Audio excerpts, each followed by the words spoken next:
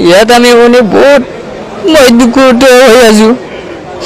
আজি আমি কালি যিটো আমি শুনাৰ পিছৰ পৰাই আমি ৰাতিৰ পৰাই বহুতে আমি কষ্টৰ মাজতে আছোঁ আৰু ৰাতিপুৱা আমি ইয়াত তেওঁৰ বাসগৃহত মই উপস্থিত হৈছোঁ।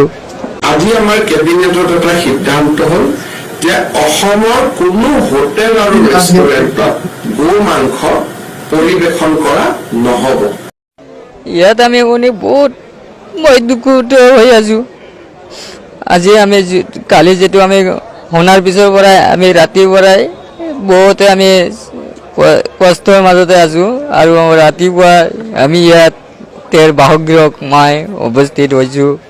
আজি আমাৰ কেবিনেটত এটা সিদ্ধান্ত হ'ল যে অসমৰ কোনো হোটেল আৰু ৰেষ্টুৰেণ্টত গো মাংস পৰিৱেশন কৰা নহ'ব।